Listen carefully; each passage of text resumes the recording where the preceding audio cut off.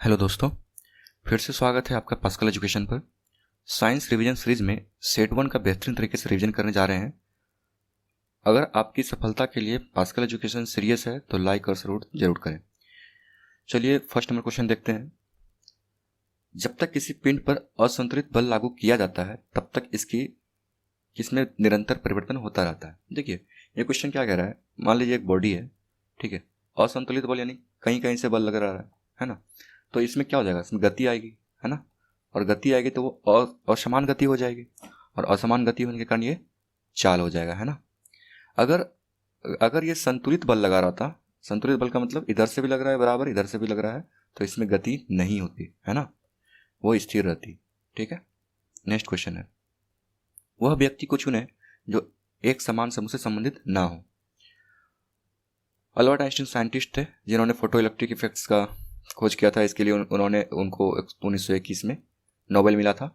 Thomas Alva Edison bulb का आविष्कारक थे। अलेक्जेंडर ग्राहम बेल टेलीफोन के आविष्कारक। विराट कोहली क्रिकेटर है ना। नेक्स्ट क्वेश्चन 3 नंबर देखते हैं। जब कोई वस्तु वृत्तीय पथ पर गति करती है तो घूर्णन करती हुई वस्तु पर केंद्र की ओर लगने वाला बल, देखिए ये वृत्तीय हो गया। अगर केंद्र की ओर लगेगा तो अभिकेंद्रीय बल, और केंद्र की बाहर लगेगा तो वो अपकेंद्रीय हो जाएगा, है ना। चलिए,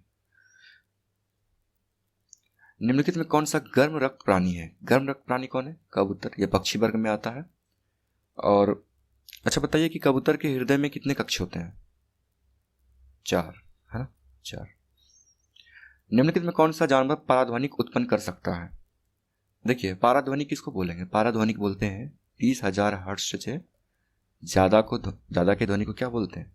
पाराध्वनिक, जो हम लोग को सुनाई नहीं देता है। तो पाइपोसेस एक तरह का डॉल्फिन होता है। डॉल्फिन वो पाराध्वनि जो है रिलीज करता है। और एक करता है चमगादड़ भी पाराध्वनि रिलीज कर सकता है। उनमें से कौन सा विकल्प उस लवण का उदाहरण है जिसके जलीय विलयन का pH 7 से कम होता है? देखिए ये क्वेश्चन को आप थोड़ा सा ट्रिक से हम लोग समझेंगे। देखिए एक चीज है कि अगर किसी विलयन का 7 pH मान हो, 7, तो वो कंफर्म है कि वो स्ट्रॉन्ग एसिड और स्ट्रॉन्ग बेस से बना है। ठीक, स्ट्रॉन्ग एसिड और स्ट्रॉन्ग बेस से। अब जैसे सोडियम क्लोराइड है, NaCl जिसको बोलते हैं, ये इसका pH मान 7 होता है ना। तो ये किससे किससे बना है? NaOH प्लस HCl क्या बनाता है? NaCl प्लस H2O बनाता है। तो ये स्ट्रॉन्ग हो गया, pH मान 7 है इसलिए। अब देखिए इस पे ऑप्शन को अगर हम छाटेंगे तो कैसे छाटते हैं? सोडियम बाइकार्बोनेट NHCO3, है ना, ये क्या होता है? क्षारीय होता है, क्षारीय। सोडियम कार्बोनेट Na2CO3, ये भी क्षारीय होता है।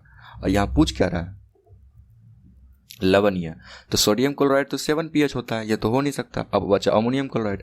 अमोनियम क्लोराइड का pH मान होता है 5.4। ठीक है, कितने जल के अणु वॉशिंग सोडा के एक अणु में उपस्थित रहते हैं? 7 नंबर क्वेश्चन है। तो वॉशिंग सोडा के अणु कितने उपस्थित रहते हैं? 10। वॉशिंग सोडा का फॉर्मूला क्या होता है? Na2CO3 into 10H2O। अच्छा, खाने वाला सोडा सोडियम बाइकार्बोनेट, है ना। ठीक, निम्नलिखित में कौन से तत्व का रासायनिक प्रतीक लैटिन से लिया गया है? देखिए ये सारा नाम अगर किसने दिया था? लिनियस साहब ने दिया था, कार्लोस लिनियस ने। और ये लैटिन से दिया गया, Fe, फेरस जिसको बोलते हैं। तो आयरन, सबका नाम सिंपल है लेकिन ये आयरन का नाम लैटिन से लिया गया है, फेरस। निषेचित 9 नंबर क्वेश्चन है कि निषेचित अंडा युग्मनज को बोलते हैं जायगोट। जायगोट किस में प्रत्यारोपित हो जाता है? देखिए जब अंडा फर्टिलाइज हो जाता है, एग फर्टिलाइज हो जाता है, तो वो जायगोट बन जाता है। और जब जायगोट कहाँ ट्रांसफर कर दिया जाता है? गर्भाशय में, ठीक। चलिए 10 नंबर क्वेश्चन है, निम्नलिखित में किस अभिक्रिया में ऑक्सीजन हवा में मुक्त होती है? प्रकाश संश्लेषण की अभिक्रिया में ऑक्सीजन क्या होती है? मुक्त होती है, तभी तो हम लोग सांस ले पाते हैं। ऑक्सीजन मुक्त ही नहीं होती प्लांट से, तो हम लोग सांस नहीं ले पाते। अच्छा एक चीज बताइए कि स्थलीय पौधा तो वायुमंडल से कार्बन डाइऑक्साइड ले लेता है ना, लेकिन जलीय पौधा कहाँ से लेता है कार्बन डाइऑक्साइड? जल में घुली हुई CO2 के कारण।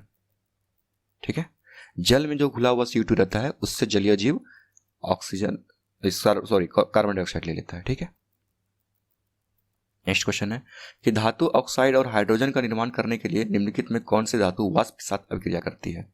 सिंपल सा चीज है, इसमें एक चीज पकड़ना है कि वैसा कौन सा धातु है जो ऑक्साइड यानी कि क्षारीय और हाइड्रोजन यानी कि अम्लीय दोनों के साथ अभिक्रिया कर लेता है।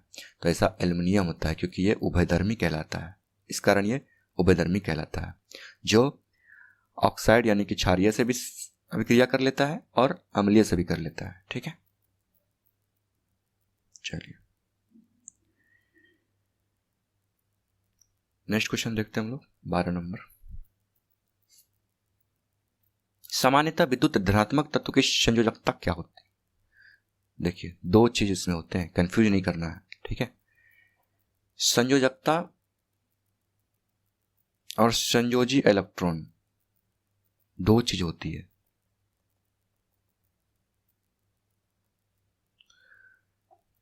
इन दोनों में अंतर क्या है। देखिए, एक उदाहरण लेते हैं 287, ये किसका एटॉमिक नंबर है, क्लोरीन का। 7 इसका क्या हो गया, संयोजी इलेक्ट्रॉन। और अगर ये 1 ले लेगा तो ये क्या कहलाएगा, स्टेबल हो जाएगा। तो 1 इसकी क्या हो जाएगी, संयोजकता। ठीक है, निम्नलिखित में कौन सा न्यूटन की गति के तीसरे नियम का उदाहरण है। बहुत सिंपल क्वेश्चन है, रॉकेट को लॉन्च करना है ना। और पहला नियम क्या देता है, बल की परिभाषा। दूसरा नियम बल का इक्वेशन देता है। 14 नंबर क्वेश्चन देखते हैं। एक प्रकार का जनन जिसमें एक पौधे के शरीर का हिस्सा एक नई वनस्पति को जन्म देता है। देखिए, हम लोग ये जानते हैं कि जानवरों में या फिर ह्यूमंस में जब लैंगिक जनन होता है तो क्या होता है, विभिन्नता आती है उसमें।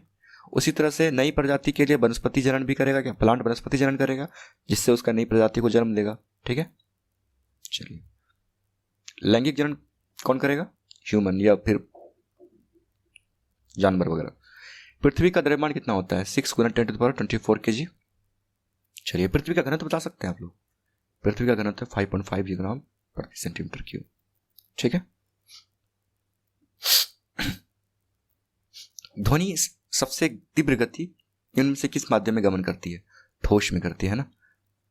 अच्छा बताइए, ध्वनि जो है 25 डिग्री सेल्सियस पर एल्यूमिनियम में कितना गति होता है, 6420 मीटर पर सेकेंड। और निकेल में कितना होता है, 6040 मीटर पर सेकेंड। ये दोनों क्वेश्चन आते हैं एग्जाम में, इसलिए मैं बता रहा हूँ। ठीक है, प्रीवियस ईयर में बहुत बार क्वेश्चन आ चुका है कि एल्यूमिनियम में कितना होता है, निकेल में कितना होता है, तो ये थोड़ा सा ध्यान रखना है इसको। निम्न में से कौन से ठोस, द्रव और गैस तीनों अवस्था में पाए जाते हैं। ऐसा कौन करता है, अधातु ही करता है। और अधातु में तीनों अवस्था पाई जाती है। और ब्रोमीन कैसा अधातु है, जो द्रव अवस्था में रहता है। किसी क्षैतिज पावर लाइन के एकदम नीचे के बिंदु पर चुंबकीय क्षेत्र की दिशा क्या होगी, जिसमें पश्चिमी छोर से देखे जाने पर धारा पूर्व से पश्चिम में प्रभावित करती है। वामावर्त होगा। ठीक है, वामावर्त। अच्छा बताइए कि चुंबकीय क्षेत्र का मात्रक क्या होता है। चुंबकीय क्षेत्र का मात्रक क्या होता है, टेस्ला। और चुंबकीय फ्लक्स का वेबर। चलिए सेट 1 कंप्लीट करते हैं, फिर इसके बाद सेट 2 आएगा। इस तरह से लगातार आप लोग को पूरा का पूरा रिवीजन कर दिया जाएगा। अब बस आप वीडियोस को 1.25 के रेशियो में देख लें, आपका रिवीजन हो जाएगा मस्त से। आपको पढ़ने की जरूरत आपको नहीं पड़ेगी। ठीक है, धन्यवाद।